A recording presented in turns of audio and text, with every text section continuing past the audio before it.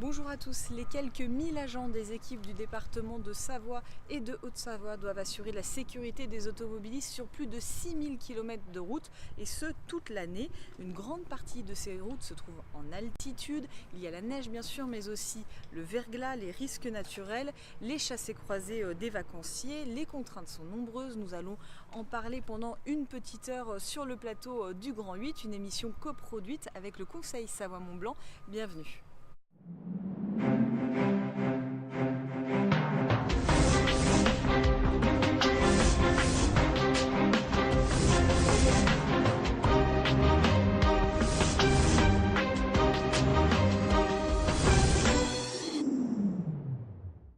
Bonjour à tous, merci de nous rejoindre sur le plateau du Grand 8. Nous allons parler de la sécurisation des routes de montagne aujourd'hui. Elles sont nombreuses et doivent faire face à d'importants aléas en Savoie-Mont-Blanc. 6000 km de route à peu près sur les deux départements sont à sécuriser. L'hiver, mais pas seulement, on va en reparler. Avec moi, justement, pour échanger à ce sujet, Denis Duvernay, le vice-président du conseil départemental de Haute-Savoie, délégué aux infrastructures et à la mobilité. Bonjour. Bonjour. Et Auguste Picolet, vice-président du conseil départemental de Savoie, délégué aux routes. Bonjour.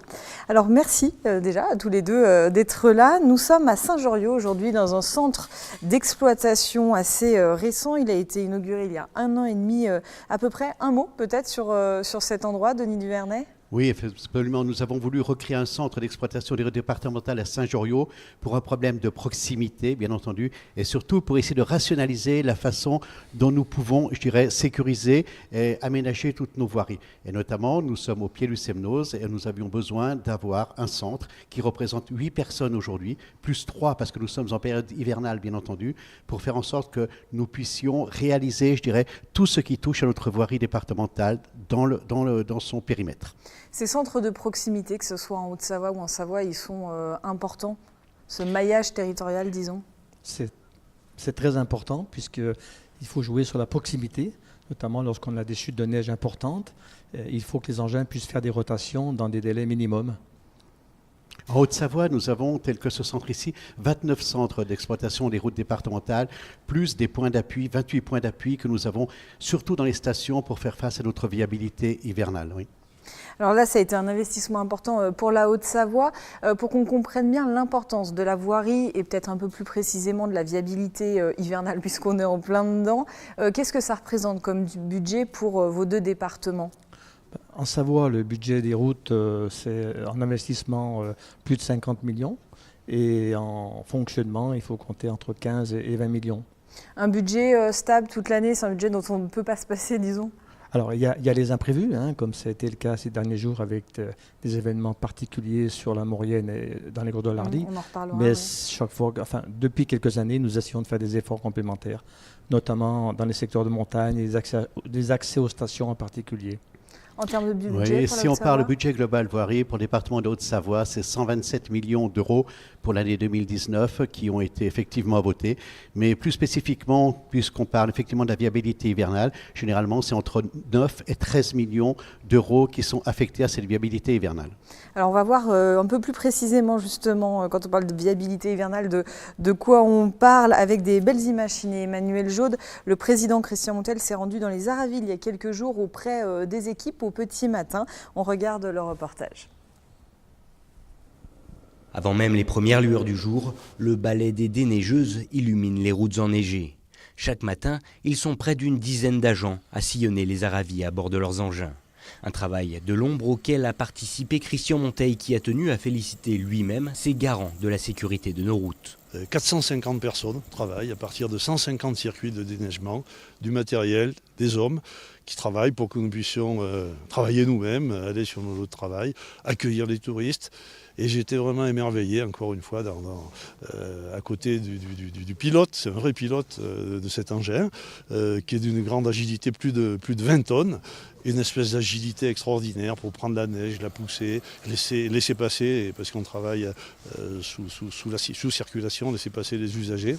Centralisé un peu plus bas dans la vallée, le centre névralgique du secteur où se relaient la trentaine de salariés pour assurer des routes viables 24 heures sur 24. Les enjeux principaux vont être d'une part la route principale qui amène aux stations.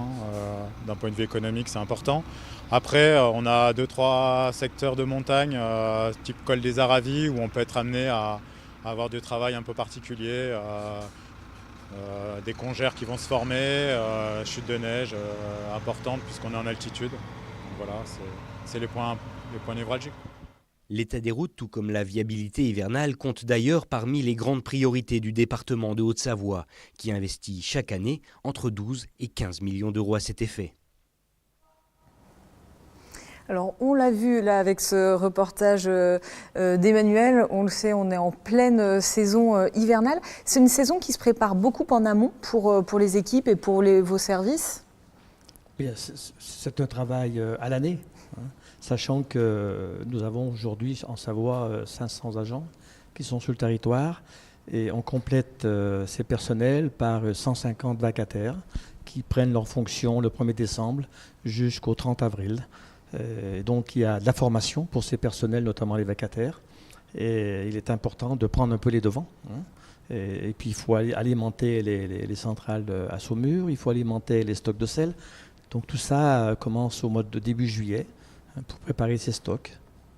On est à peu près sur les mêmes périodes? Oui, c'est à peu près les mêmes périodes, sachant que, je dirais, réellement, la viabilité hivernale démarre le 15 novembre. C'est vraiment le jour J, effectivement, où tout le monde doit être sur le pont. C'est 445 agents pour la Haute-Savoie, c'est les 29 circuits, je dirais, les 29 CERD qui doivent être prêts, c'est les 28 points d'appui également qui doivent être prêts.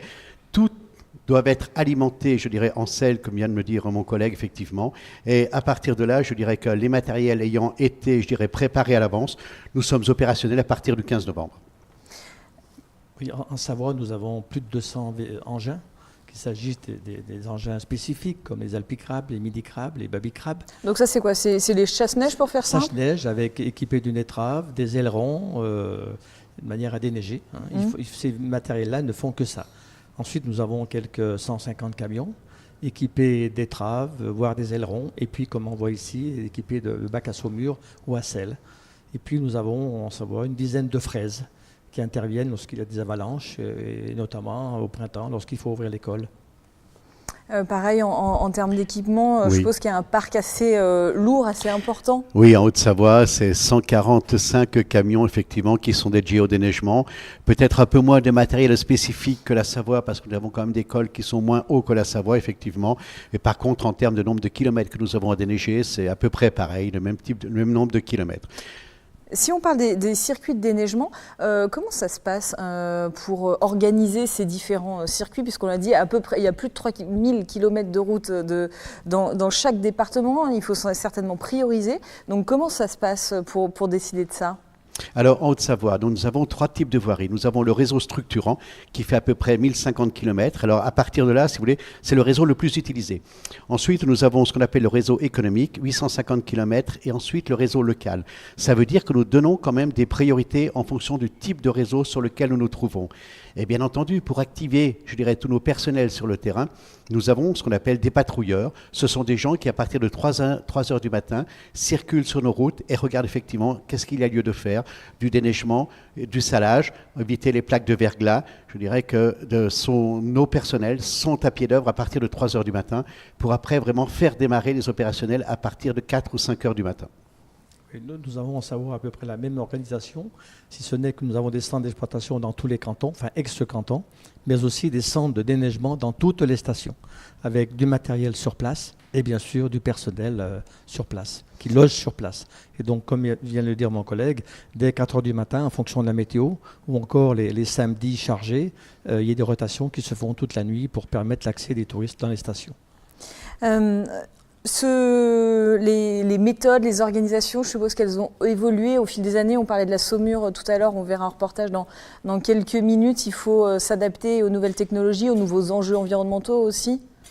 Bien sûr, notamment on évoquera le problème du sel et de la saumure, mais aujourd'hui c'est vrai qu'on a des camions un peu spécifiques, avec des équipements un peu spécifiques, et ceci aide beaucoup.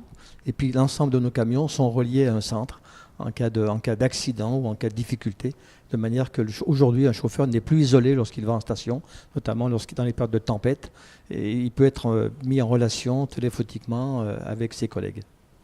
Mais alors pour la Haute-Savoie, on peut citer, je dirais, 2 faits particuliers. Le premier fait, c'est que nous avons, dans un premier temps, je dirais, informé et surtout informé tous nos personnels. Nous avons fait en sorte qu'ils puissent se servir de matériel, je dirais, beaucoup plus performant. Quand je dis les matériels, ça veut dire que les gens, ils sont capables aujourd'hui de mesurer la salinité, l'humidité sur une route pour savoir effectivement la quantité de sel qu'il faut mettre ou de saumure. Ça, c'est le premier point. Le deuxième point, nous avons essayé d'équiper tous nos centres d'exploitation de routes départementales avec des centrales à saumure. C'est-à-dire que nous pouvons aujourd'hui mélanger du sel et de l'eau pour avoir une meilleure performance, pour faire en sorte que, je dirais, que ce soit de la glace, que ce soit de la neige, en fonction effectivement de la température qu'il fait effectivement sur cette route, nous puissions à un moment ou à un autre mettre du sel ou de la saumure. Et comme vous voyez à côté, nous sommes entre 2 engins effectivement qui nous permettent effectivement de pouvoir réaliser ces opérations-là. On sale moins finalement qu'il y a 10-15 ans en arrière? Oui, effectivement. Aujourd'hui, nous avons une devise en Haute-Savoie, c'est hiver moins salé, nature protégée, environnement protégé. Je crois que c'est important. Et je dirais que grâce à cela, quand même, effectivement, nous avons pu faire en sorte de pouvoir diminuer notre tonnage de sel par année. Auparavant, nous consommions environ un peu plus de 40 000 tonnes de sel par an et nous sommes passés aujourd'hui entre 22 et 24 000 tonnes de sel par an. Alors, en Savoie aussi, les méthodes ont évolué et les tonnages aussi? Oui, tout cela dépend d'une part de la météo, tout dépend aussi de l'altitude et de la température. Donc nos agents ont été formés dans ce cadre-là et en fonction de l'altitude, de la température, soit ils mettent plus de sel, soit ils mettent de la saumure. La saumure, elle est plutôt consommée en plaine. Par contre, les accès stations, lorsqu'il fait moins 7, moins 10, moins 15, c'est le sel qu'il faut mettre en œuvre. Il a fallu sensibiliser les automobilistes à avoir des routes peut-être un petit peu moins noires, mais circulables. Il y a un gros travail de pédagogie à faire quand on parle viabilité hivernale. Moi, je le dis souvent, on a été un peu victime de notre succès. On a habitué les gens à rouler au noir, alors que ce n'est pas le cas dans nos pays voisins, en Suisse, en Autriche. Alors aujourd'hui, notamment dans les stations, et en accord avec les maires, on ne sale plus. Et tout ça en accord avec les maires. Oui, on est dans un pays de montagne quand même, et avoir de la neige sur les routes, ça n'a rien d'anormal de toute façon. Donc il est difficile de mettre au noir en permanence. Néanmoins, je crois qu'il y a un gros travail de pédagogie qui doit se faire en permanence par rapport à ça. Et le département de la Haute-Savoie édite des flyers qu'on distribue dans les gendarmeries, dans les mairies, au niveau des auto-écoles, pour leur dire un petit peu les gestes qu'il faut faire pour la conduite. Il y a un tas de recommandations qui sont indiquées sur ce flyer pour faire en sorte que les personnes qui empruntent nos routes aujourd'hui, eh bien, respectent toutes ces consignes. On peut parler de co-responsabilité entre vous, responsables de la sécurité sur les routes, et les automobilistes qui ont aussi leur part de responsabilité? Bien sûr, moi j'estime que tout touriste qui vient chez nous en montagne devrait être équipé de pneus neige, voire des chaînes dans le coffre de la voiture. Je crois que c'est indispensable, mais je crois savoir que pour l'hiver prochain, ça devrait être obligatoire et ça c'est une bonne chose. S'agissant des problèmes de sécurité, c'est que nous sommes très très attentifs aux formations de glace, notamment dans les stations en altitude, en dessus de 2000. La formation de glace, elle est facile. Et là, nos engins, notamment nos Alpicrab, sont équipés de lames déglaceuses. Et puis, dans ces secteurs-là, on est vigilant, on sale un peu plus. Pour justement que les automobilistes puissent anticiper tout ça, puisqu'on a parlé de l'anticipation des équipes, mais voilà, il faut que chacun fasse sa part de boulot. Il y a 2 sites internet qui existent, inforoute74.fr pour la Haute-Savoie et savoie-route.fr pour la Savoie. Ce niveau d'information en temps réel, il est important. Là, il y a les gros chassés-croisés qui arrivent, donc il faut que chacun puisse anticiper au mieux. Nous avons mis en place sur chaque accès station, en fond de vallée, des panneaux à messages variables. Et là, nous annonçons la couleur. S'il neige, si les routes sont verglacées, nous annonçons la couleur en disant pneu neige obligatoire, voire chaîne obligatoire. On a vu d'ailleurs l'hiver dernier des gendarmes en bas vérifier que tout le monde était bien équipé. Tout à fait. Et là, je tiens à remercier les gendarmes qui nous accompagnent. Je crois que c'est très important. Oui, ce qui compte réellement, c'est la réactivité qu'on peut avoir par rapport aux événements auxquels nous sommes confrontés, effectivement. Et quand vous allez sur inforoute74.fr au niveau de la Haute-Savoie, vous savez exactement tout ce qui se passe sur notre réseau. Et vous avez même un numéro de téléphone pour être sûr, effectivement, qu'il n'y ait pas d'ambiguïté. Mais je crois qu'aujourd'hui, les gens se sont habitués à avoir ce genre d'informations, que ce soit pour l'hiver, que ce soit pour l'été. Et je dirais que les systèmes sont vraiment performants. Vous allez cliquer sur un col, vous voyez tout de suite si effectivement la route est ouverte, si elle est fermée ou s'il y a un événement particulier qui se passe. Je crois que le niveau d'information est indispensable pour que les gens qui viennent chez nous, notamment tous ce qui sont des touristes, puissent trouver un niveau d'accueil qui soit à la hauteur de leurs expériences.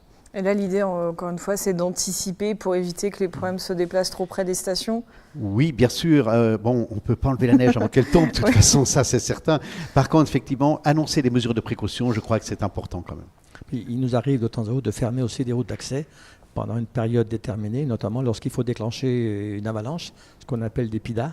Et donc là, avec l'aide de la gendarmerie, nos personnels, donc on ferme la route l'espace de 3 quarts d'heure, 1 heure, le temps de déclencher l'avalanche, de dégager la route, la neige qui arrive sur la route, et on réouvre après, tout ça par des panneaux à messages variables, et également avec certaines radios. Et donc je rappelle les sites internet info74.fr pour la Haute-Savoie et savoie-route.fr pour la Savoie. Un petit focus sur un dispositif assez particulier côté Haute-Savoie, du côté de Chamonix, le fameux col démonté et surtout le fameux tunnel démonté. C'est quelque chose d'assez particulier, c'est un tunnel qui permet le passage des voitures et des trains. Il y a eu d'importants travaux réalisés entre 2012 et 2014. Il permet d'assurer la liaison entre la France et la Suisse, même quand le col est fermé. Oui, alors pas uniquement que la France et la Suisse, entre 2 communes de Haute-Savoie. Vous avez oui, Chamonix d'un côté et vous avez Valorcine de l'autre, effectivement, qui est la dernière commune de notre département, avant de pouvoir basculer sur la Suisse. Mais il est vrai que ce qu'on appelle la route du col des Montets, elle est très avalancheuse. Donc, ce qui veut dire que chaque fois ça présente un risque ou un problème quelconque, nous fermons cette route, bien entendu. Par contre, on ne peut pas laisser un village totalement isolé. Alors, en 2012-2013, nous avons entrepris des travaux sur ce tunnel des Montets, c'est-à-dire il part de Valorcine, il va jusqu'à Chamonix. Il y a une voie ferrée avec un train qui passe régulièrement dedans dès l'instant que, je dirais, nous sommes dans une période normale.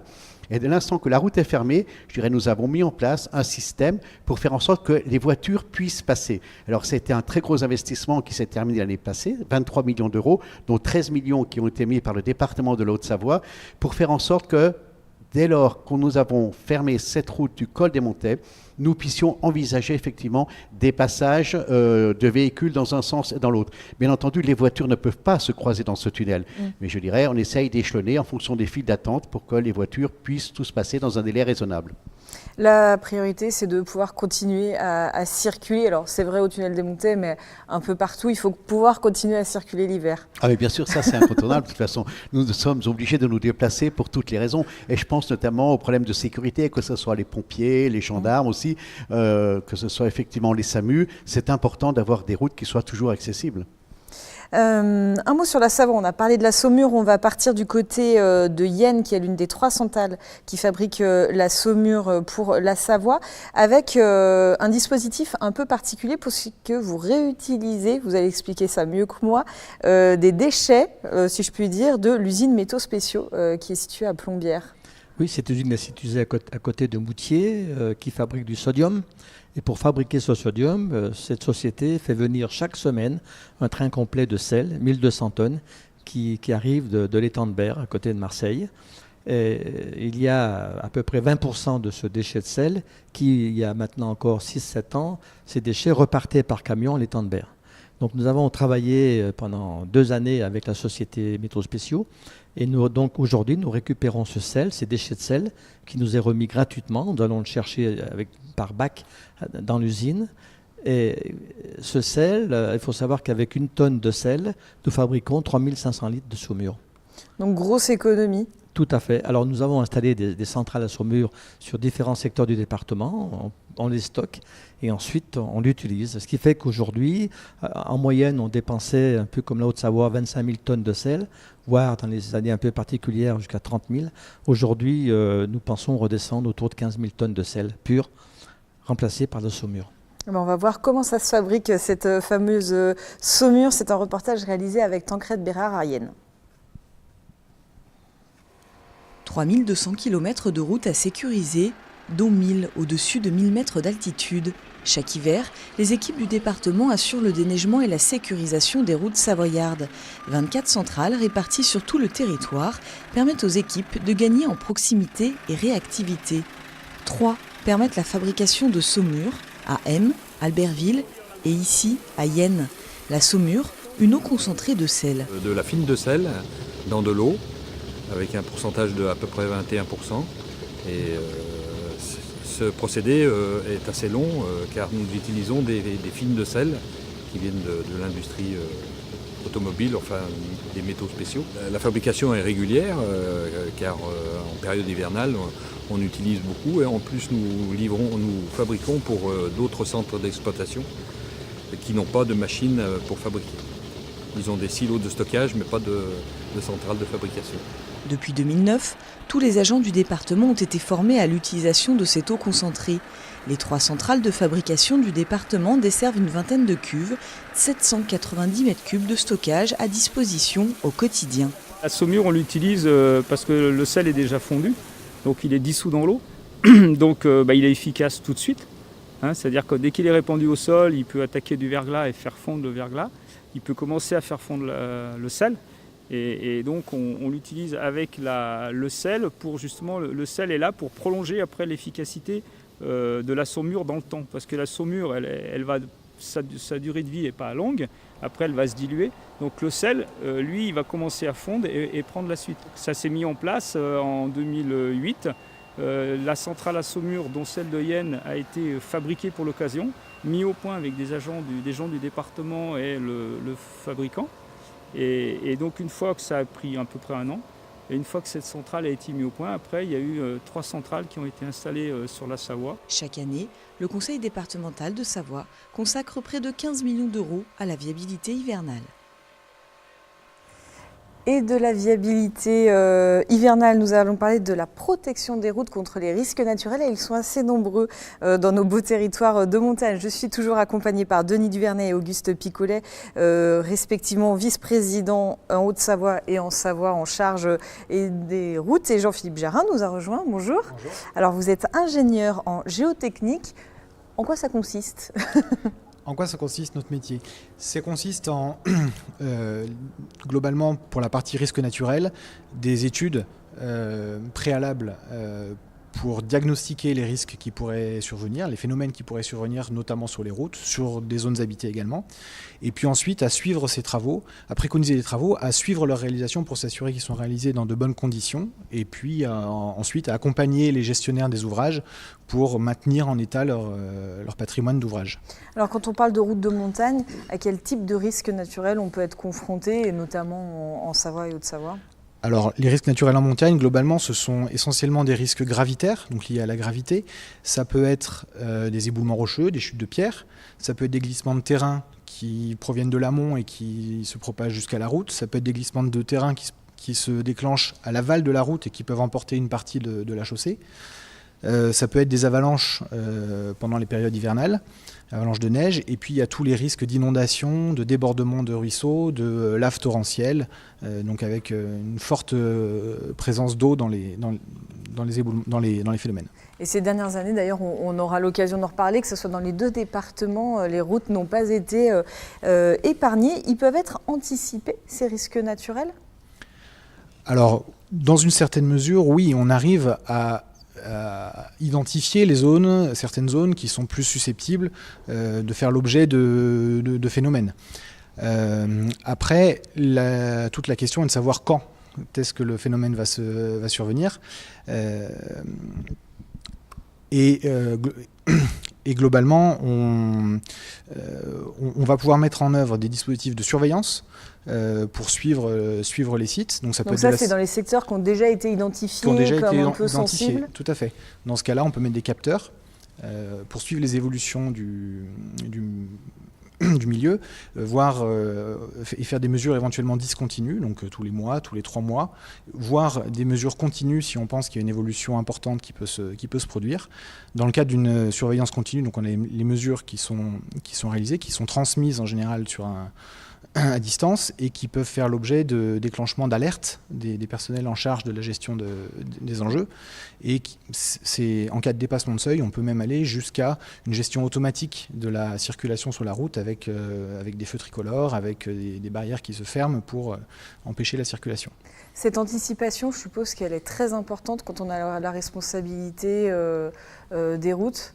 Bien sûr, comme cela vient d'être rappelé, nous avons les mêmes systèmes en Savoie, des capteurs, et on a d'ailleurs des routes installées avec des feux. Lorsqu'il y a un fil qui est touché, le feu rouge se met en place et la route est coupée. Nos agents sont alertés dans les secondes qui suivent. L'événement qu'on vient de connaître il y a une semaine dans les gorges de l'Arly, il y avait des capteurs et on a pu anticiper la fermeture.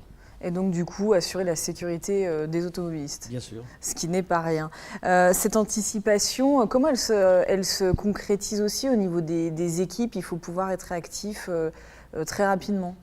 Oui, alors déjà au niveau de Haute-Savoie, nous avons réalisé il y a quelques années un diagnostic global de toutes nos voiries en fonction du type de risque, élevé, pas élevé. Donc nous avons identifié en Haute-Savoie 84 km effectivement où il y avait un risque élevé. Donc par rapport à ça, ça nous impose un certain nombre de travaux par rapport, je dirais, au degré de dangerosité effectivement de ces sites. Sur les 84 km, nous avons déjà protégé 45 km en mettant notamment des filets de protection. Nous avons à peu près 560 000 m² de filets de protection qui sont en place pour essayer de retenir les blocs, pour essayer de retenir un petit peu la terre. Bien entendu, ce n'est pas, je dirais, suffisant, ce n'est pas sécurisant à 100%. Néanmoins, c'est déjà, je dirais, un premier risque qu'on essaye de minimiser, si tant est que ça puisse être le cas. Et au-delà de ça, nous avons quand même des cellules, je dirais, en interne, qui se chargent d'aller vérifier régulièrement, je dirais, si les filets sont toujours en état, si effectivement il y a des risques qui se passent. Et comme nous avons eu tout à l'heure Géolith, effectivement, que nous avons pris comme cabinet d'études et qui assure effectivement un certain suivi des chantiers les plus préoccupants. Le risque zéro, il n'existe pas. On ne peut pas prévenir l'ensemble des risques naturels. Non, le risque zéro n'existe pas parce que il y a des secteurs où on peut prévenir grâce à ces capteurs, grâce à ces repères, mais un bloc peut se détacher à tout moment et dévaler la pente et arriver sur la route, ce qui est arrivé quelquefois. Votre métier, c'est ce risque zéro et d'essayer de s'en approcher le plus possible. Exactement. En fait, on va faire des diagnostics sur les secteurs qui sont préidentifiés. On va les reconnaître de façon rapprochée quels sont les phénomènes qui peuvent se produire en intervenant, si besoin, sur corde, en intervenant avec des moyens aériens, l'hélicoptère, mais également de plus en plus les drones qui nous permettent d'être très efficaces. Voilà, on va faire un diagnostic de ce qui peut se produire. On va regarder également la façon dont ça va se propager jusqu'à l'enjeu. Et puis ensuite, on va pouvoir, à partir de là, essayer de préconiser des travaux pour réduire effectivement ce risque. On peut toujours faire des travaux, c'est-à-dire qu'il y a tout le temps une solution. On verra tout à l'heure, je pense notamment aux gorges de l'Arly où les solutions sont encore en cours de réflexion. On peut toujours trouver une solution ? Alors, on a presque tout le temps des solutions. On va garder une petite marge parce que de la même manière que le risque zéro n'existe pas, le 100% de protection n'existe pas. Mais dans la plupart des cas, on arrive à trouver des solutions. Le problème, comme cela a été dit par M. Duvernay, c'est qu'il y a un kilométrage de route exposé au risque qui est très important et qu'il faut hiérarchiser et prioriser les travaux en fonction de ce qui est le plus urgent, à la fois en termes de phénomènes, de risques et puis en termes d'exposition des personnes qui passent sur les routes. Certains sites, justement, on le disait, sont particulièrement exposés. On va commencer avec la Haute-Savoie et la route d'accès de Pradly-Sauman. Là, en ce moment, il y a un gros chantier. Vous pouvez peut-être nous en dire un mot avant qu'on voit le reportage ? Oui, il y a un gros chantier. Ça fait depuis 2015, effectivement, que nous essayons de travailler sur ce dossier. Donc, effectivement, on a ce qu'on appelle des éboulements qui sont très, très, très fréquents. Et le problème, ce n'est pas dans le rocher, on est vraiment dans de la terre. Et la terre, on n'arrive pas, effectivement, à la contenir. Donc nous avions pris effectivement la disposition de mettre des filets et on se rend compte que ce n'est pas suffisant. Donc nous avions prévu de faire une galerie par bloc. Donc c'est quelque chose de très lourd, c'est vraiment une solution très lourde. Donc et puis Pardon. Donc coûteuse. Donc très coûteuse. Et l'année passée, donc au mois de janvier 2018, nous avons une tempête qui s'appelait Léonore, qui effectivement a de nouveau, je dirais, endommagé une partie de ce secteur. Donc ce qui veut dire que nous avons pris la disposition d'agrandir les galeries pour faire une galerie par bloc de 150 mètres de long. Mais bien entendu, ce sont des gros travaux parce que nous sommes dans un secteur hyper contraint, la falaise d'un côté, le précipice de l'autre. Le coût de l'opération, c'est 18 millions d'euros. Donc effectivement, pour 150 mètres, 18 millions d'euros, on se rend compte qu'effectivement, ce sont des enjeux importants qu'on ne peut pas mettre en œuvre effectivement sur tout notre réseau routier. Ce n'est pas possible. Néanmoins, je trouve que ce qui est important quand même, c'est la sécurité. La sécurité de nos propres personnels, la sécurité, parce qu'ils sont souvent sur les chantiers, la sécurité des touristes et des autochtones. Et cet accès au Pradly, pour nous, il était quand même primordial, parce que c'est une station de ski sur laquelle il y a à peu près 8000 lits, et il n'y avait aucune autre route d'accès pour l'instant, je dirais, en période hivernale. Donc nous avions un impératif de faire en sorte de prendre une solution lourde pour essayer de solutionner pour toujours effectivement ce secteur. Et on va regarder le reportage qui a été réalisé au mois d'octobre lors d'une visite des élus sur place. Vous y étiez, c'est un reportage signé Sébastien Germain. La route départementale 328 à Taninges. Derrière ces barrières se cache un chantier colossal, celui de la route d'accès au Pradly. Situé à flanc de colline, ce tronçon a été fortement dégradé par les intempéries depuis plusieurs années, avec notamment de nombreux éboulements. Le conseil départemental de Haute-Savoie a donc décidé de construire une galerie de protection. C'est une galerie qui a été prévue initialement sur 120-130 mètres, que nous avons dû rallonger d'une cinquantaine de mètres en amont. Nous y sommes précisément sur le site. C'est une histoire vieille de décennies, mais qui s'est déclenchée il y a 4 ou 5 ans avec un effondrement, la Ravine, ce lieu-dit porte bien son nom. Nous sommes intervenus pour un ouvrage d'environ 5 ou 6 millions d'euros. Et puis la Ravine a poursuivi ses effets. Aujourd'hui, nous avons dû déclencher une opération supérieure à 20 millions d'euros. Les glissements de terrain de janvier 2018 ont détérioré encore un peu plus le site de ces importants travaux qui mobilisent chaque jour de très nombreux ouvriers. De plus, ce chantier doit faire face à certaines restrictions. Alors, la principale difficulté, elle est double. Elle est d'une part de réaliser un chantier en toute sécurité puisqu'on est sur un site qui est en mouvement. Donc il faut assurer la sécurité du personnel en permanence. Donc ça c'est une difficulté, un souci permanent pour lequel on a eu beaucoup de chance avec notamment la météo qui a été très bonne cette année et qui nous a permis de travailler dans de très bonnes conditions.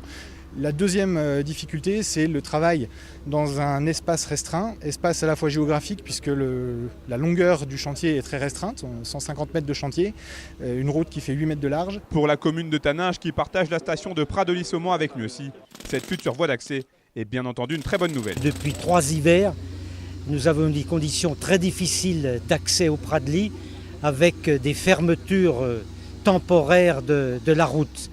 Donc effectivement, c'est pour nous l'espoir que d'ici un hiver ou deux, le chantier énorme soit terminé et qu'on puisse accéder au Pradly en toute sécurité, par tout temps et définitivement. Aucun délai précis n'est donné pour la mise en service définitive de la galerie de protection. Néanmoins, une chose est certaine, la RD 328 sera rouverte à la circulation dès le début du mois de décembre prochain. Et donc je crois que ça a été le cas, là, la route est rouverte pour la saison d'hiver. La route était ouverte pour la saison d'hiver, absolument. À partir du 1er décembre 2018, elle est ouverte. Elle refermera dès l'instant que la station fermera vers le 15 avril, si vous voulez, pour refaire effectivement continuer nos travaux de création de cette galerie par bloc. Mais compte tenu qu'il y a également une saison touristique d'été, nous allons réouvrir cette route à partir du 1er juillet jusqu'au 30 août pour faire en sorte que, je dirais, le commerce et l'activité continuent dans ce secteur-là. On vous a vu dans le reportage, ce type de chantier, rien ne doit être laissé au hasard. On a vu, les enjeux sont assez colossaux. Non, tout à fait. À la fois, comme je l'expliquais dans le reportage, à la fois le chantier doit être mis en sécurité pour que les personnels qui interviennent puissent travailler en toute sécurité. Oui, parce que du coup, le terrain il reste fragile. Le terrain reste fragile et le glissement est suivi en continu, aussi bien pendant les phases de réouverture de la route que pendant le chantier, pour s'assurer qu'il n'y a pas d'évolution qui mettrait en danger soit les usagers de la route, soit le personnel du chantier. D'ailleurs, il y a un chantier dont on va aussi dire un mot, c'est celui de la route départementale 22, où je crois d'ailleurs il y a un bloc de 3 mètres cubes qui s'était détaché. Alors heureusement pas de blessés, mais un engin de chantier détruit, donc voilà, oui, faut les risques, prudence. Absolument, les risques sur les chantiers de protection, ce type de chantier sur des routes de montagne, ne sont pas à prendre à la légère, ils existent et il faut les prendre en compte dans la conception même des ouvrages de protection, de manière à ce que le personnel qui va intervenir puisse travailler en sécurité. Ils ont évolué, ces ouvrages de protection, au fil des années ? Oui, ils évoluent constamment. Il y a de nombreuses réflexions de la profession sur ces ouvrages pour essayer de les faire évoluer avec des cadres normatifs qui évoluent dans le bon sens, et puis une réflexion sur les conditions d'intervention également. Alors, les ouvrages, globalement, on peut les différencier en deux types. Il y a les ouvrages de protection qu'on appelle actifs, qui ont pour objet d'éviter que l'éboulement se produise, et les ouvrages passifs qui ont pour objet d'éviter que l'événement se propage jusqu'à l'enjeu. Pour faire très rapide, dans les ouvrages actifs, on a tout ce qui est élimination, les purges, les déroquetages avec ou sans explosifs, et puis les confortements où on vient mettre en place une inclusion métallique dans un forage pour maintenir en place les confortements. Et dans les parades passives, on va avoir des parades surfaciques de type grillage qui vont canaliser les éboulements jusqu'en pied de paroi, par exemple. On va avoir des ouvrages d'interception linéaire, donc des écrans de filet par bloc, qui vont s'opposer, qui vont intercepter les blocs en se déformant de façon importante, ou des merlons qui sont des digues en terre, qui vont intercepter les événements de par leur masse et puis avec une déformation également. Comment elle se fait, la prise de décision sur ces différents équipements ? C'est politique, hein, c'est-à-dire que derrière tout ça, il y a deux choses. Je crois que pour les élus, la priorité, c'est la sécurité. Je crois que ça, c'est incontournable. Donc après, en fonction de ça, on essaye, je dirais, d'envisager l'avenir. Alors, on envisage de deux sortes. Premièrement, par, je dirais, une sécurisation la plus rapide possible pour dire de pouvoir réouvrir la route. Et ensuite d'imaginer des solutions à beaucoup plus long terme et des solutions qui sont surtout pérennes. Mais il y a un problème de coût là derrière, donc on ne peut pas tout faire et en permanence. Il y a un problème de choix, il y a un problème de décision qui est prise, c'est politique, mais bien entendu pour cela nous sommes aidés des techniciens. Il faut sans arrêt faire le balancier entre le court terme, les contraintes du quotidien, que ce soit des habitants ou des touristes, et justement ces enjeux de sécurité à moyen et long terme. Avant tout, c'est la sécurité des usagers de la route.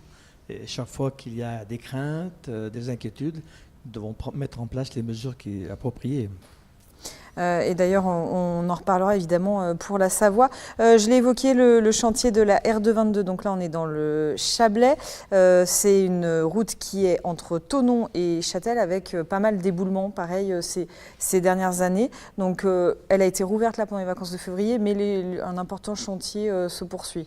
Oui, elle a été rouverte bien entendu parce qu'il y a quand même des stations de ski qui sont impactées. Il faut pouvoir faire en sorte que nos touristes puissent accéder aux stations, bien sûr. Mais je dirais que ce sont des solutions provisoires et des solutions plus lourdes qui vont être mises en place. Donc là, actuellement, je dirais que c'est vraiment sous surveillance. Nous avons mis des filets de protection pour éviter tout risque, même si le risque zéro n'existe pas. Par contre, nous avons fait deux choses. La première, c'est que nous avons pris la position de dire nous allons mettre des solutions lourdes en place, c'est-à-dire des solutions qui vont durer plusieurs années, mais qui seront sécurisées en totalité. Ça sera le système de galerie par bloc. Mais cette route également, elle nécessite un diagnostic depuis la sortie de Thonon jusqu'à la Chapelle d'Abondance. Et là, nous avons missionné un cabinet également pour nous faire un diagnostic serré, parce que cette route est contrainte, vraiment cette route présente des dangers en permanence, et nous ne pouvons pas, je dirais, laisser des secteurs comme ça sans qu'ils soient vraiment protégés.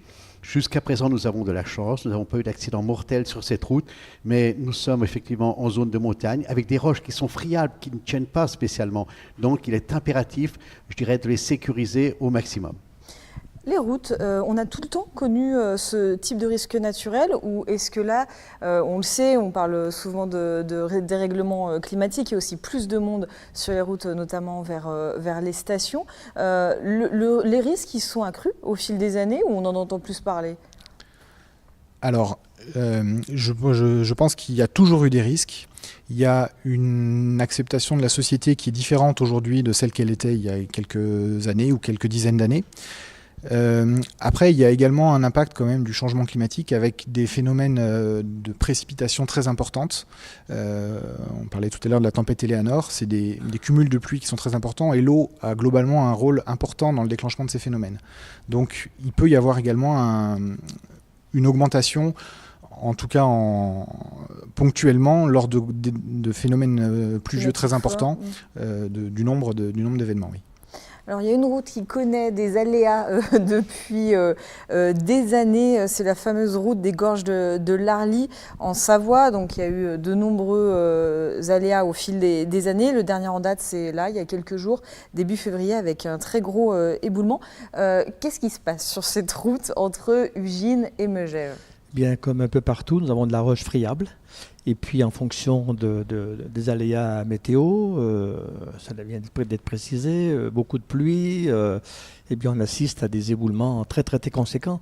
Jusqu'à ces dernières années, on a eu des chutes de blocs dans les gorges de l'ordre d'1 mètre cube, 2 mètres cubes. Et là, dernièrement, c'était des blocs de 30 mètres cubes, donc des blocs qui faisaient 60 tonnes.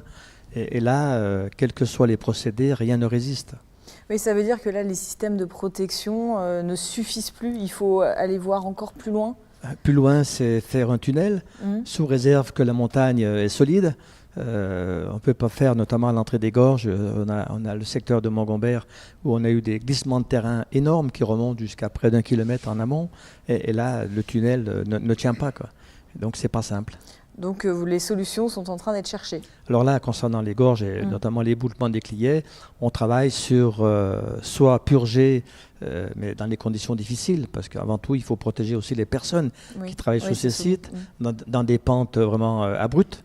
Là, si on doit purger, demain, il faudra, avec un hélicoptère, monter une pelle araignée sur le terrain. Mais avant tout, c'est protéger les personnes qui doivent travailler sur ces sites. Et ce n'est pas simple. Eh ben, on va regarder le reportage puisque le président Guémard s'est rendu sur place il y a quelques jours. Vous étiez également sur site. On regarde le reportage.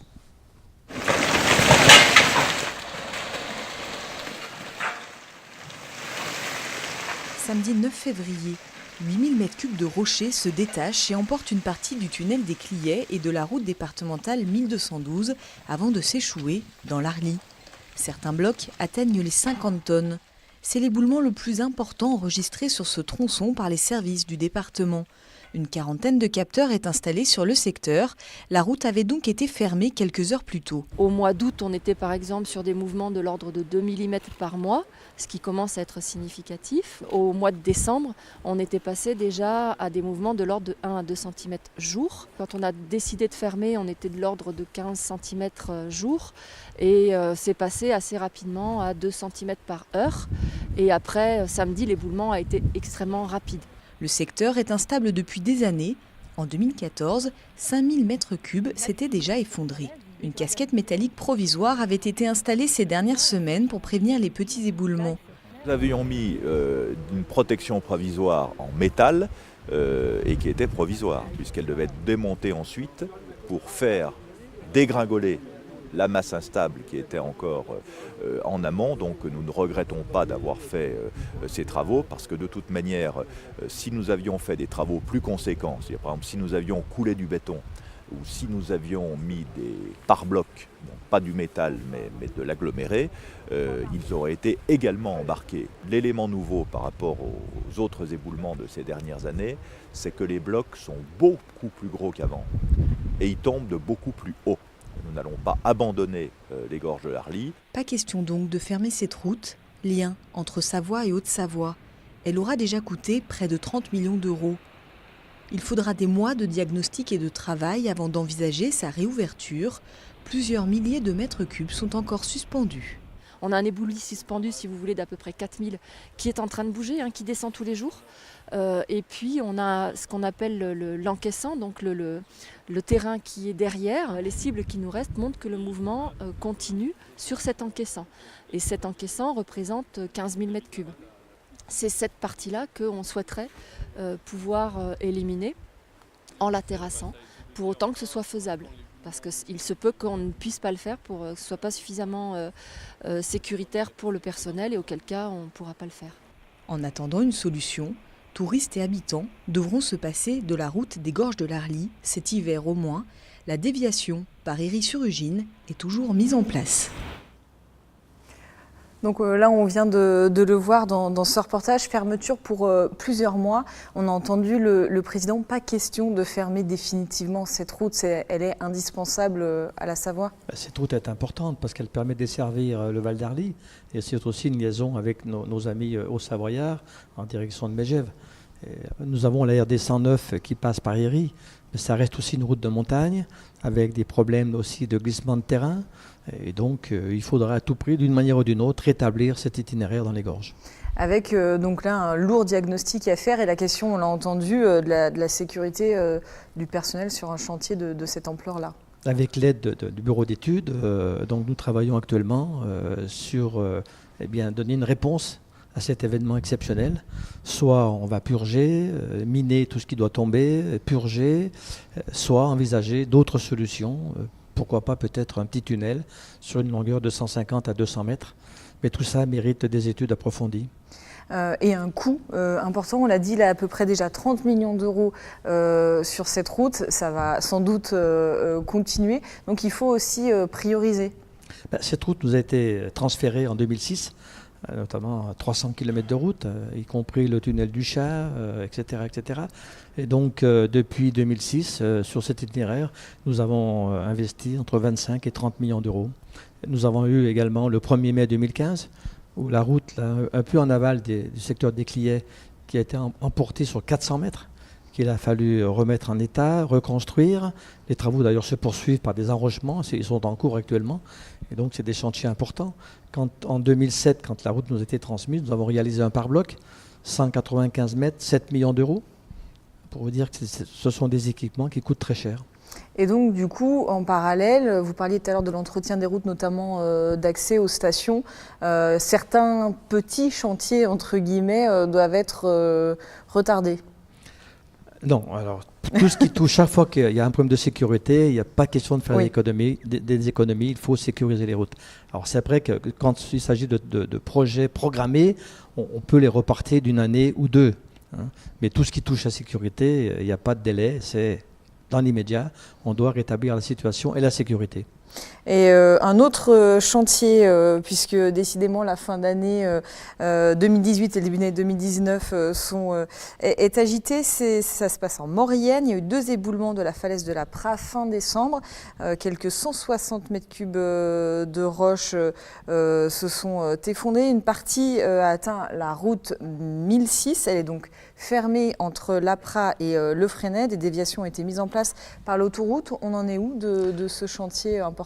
Alors là, c'est un peu un domaine un peu comme les gorges de l'Arly. On a une masse de près de 10 000 mètres cubes en mouvement. Et là, on a eu dernièrement, donc, au mois de décembre, un éboulement assez conséquent avec des blocs de l'ordre de 2 tonnes à 3 tonnes. Donc on a pris la décision de fermer la 1006. Là aussi, il y a une autoroute qui longe la 1006. Et donc on a passé convention avec la Société d'autoroute de Maurienne pour que les usagers utilisent une section de l'autoroute, c'est-à-dire la Praz Saint-Michel, gratuitement, sachant que c'est le département de la Savoie qui va indemniser la société d'autoroute sur ce manque à gagner. Et donc là, qu'est-ce qui est prévu après pour la sécurité Alors là, le chantier est en cours, on est en train de purger. Là aussi, c'est des conditions très très difficiles. En plein hiver. Les hommes qui travaillent sont encordés, tenus par des cordes. C'est compliqué. Le gros du travail se fait à la main avec des baramines. Et donc, on espère réouvrir la route d'ici entre 8 et 10 mois. Sachant que nous devrons faire une protection, parce qu'au pied de cette falaise, il y a un tunnel ferroviaire. Et donc, en concertation avec la SNCF, nous allons réaliser donc une protection pour également protéger le tunnel. Alors là, il y a ces gros chantiers en cours, hein, je ne doute pas que ça vous occupe déjà bien. Est-ce qu'il y a d'autres projets qui sont envisagés dans d'autres secteurs sur le département, là, dans les mois, années à venir ? Nous, on vient de sortir d'un gros chantier, c'est la remise aux normes du tunnel du Chat, qui nous aura mobilisé les moyens pendant 3 ans, de l'ordre de 55 millions d'euros. Donc c'était très important. Maintenant, nous avons également, l'année dernière, pu également reconstruire 2 ponts qui nous inquiétaient. Donc 2 ponts, c'est le pont Mézel à Moutier et le pont du France à La Plagne. Donc ces ponts maintenant aujourd'hui sont neufs, ils sont sécurisés. Et on vient d'engager également la reconstruction du pont de Montrigon. C'est un pont qui va remplacer un pont métallique à sens unique. Donc les travaux sont en cours et devraient être terminés à la fin de l'année avec un nouveau pont à double sens. Et pour la Haute-Savoie? Oui, alors dans les très gros chantiers, c'est la sécurisation des falaises de Meillerie. C'est une route qui se trouve entre Évian et Saint-Gingolph, où là également, c'est le Boléron, nous avons des chutes de pierre. Et le problème, c'est que nous n'avons que cette route pour accéder, je dirais, à Saint-Gingolph. Et c'est hyper contraint, c'est-à-dire que nous avons la falaise et nous avons le lac. Donc nous avons lancé des études aujourd'hui pour faire, je dirais, d'un côté un certain nombre de merlons, pour faire des pièges à matériaux derrière. Mais d'un autre côté, eu égard à la proximité effectivement de la route, nous allons faire des galeries par bloc également. Donc succession de merlons et de galeries par bloc sur cette portion de voie. C'est la RD 1005 en direction de Saint-Gingolph. Alors cette émission touche à sa fin, mais avant de se quitter, on a évidemment beaucoup parlé des enjeux de sécurité. Quand on parle de route, ça reste la priorité. Mais il y a aussi des gros enjeux économiques. Encore une fois, on est en plein cœur des vacances de février. Donc double responsabilité, si je puis dire, pour les départements. Parce qu'il y a beaucoup de monde qui attend des routes fiables et non, mais bien sûr, vous avez tout à fait raison. Je crois que s'il y a un élément qui est important à dire aujourd'hui, c'est qu'effectivement, les départements, je dirais, ont en charge la sécurité de la voirie. Je peux vous dire, c'est leur préoccupation vraiment première. On fait tout pour faire en sorte que nos routes soient dégagées, que tous ceux qui viennent, les usagers, soient en sécurité. Mais j'interviendrai également pour dire qu'il faut que les usagers de la route soient également prudents et tiennent compte effectivement de deux choses. Un, qu'on respecte les personnels qui sont sur nos routes. Ils travaillent dans des conditions qui ne sont pas toujours faciles. D'oublier un chasse-neige qui a le feu bleu qui clignote, normalement, on n'a pas le droit de le doubler. On essaye de s'équiper, je dirais, dès l'instant qu'effectivement nous avons de la neige sur la route et qu'on ne peut pas le mettre au noir tout de suite. Donc il faut vraiment qu'on soit vigilant par rapport à ça et que les automobilistes également soient conscients qu'ils ont leur partie prenante dans la sécurité sur nos routes. Oui, je crois que je rejoins parfaitement les propos de mon collègue. Sécurité avant tout, mais il faut que les usagers aussi prennent leurs responsabilités, qu'ils viennent avec des pneus corrects, qu'ils savent s'équiper. Et puis, notamment, je pense aussi à des tours opérateurs qui arrivent chez nous avec des pneus souvent d'écart, avec des pneus lisses. Ça, c'est encore produit la semaine dernière, qui se mettent en travers et qui bloquent les routes de station pendant 3 heures. Ceci est inadmissible. C'est pour ça que nous avons pris d'ailleurs une décision importante pour la desserte de la vallée des Arves. Les week-ends, lorsqu'il neige, eh bien, nous interdisons les montées d'écart à partir de 22 heures pour que pendant la nuit et notamment à 4 heures du matin, nos engins puissent monter en direction de ces stations pour déneiger la route. Eh ben, merci beaucoup à tous les deux. Merci à vous, Jean-Philippe Jarin, d'être venu sur le plateau de Grand 8. Nous avons passé une petite heure ensemble. Merci de votre fidélité. Merci évidemment à toute l'équipe technique qui était derrière moi pour cette émission. À bientôt en Savoie-Mont-Blanc.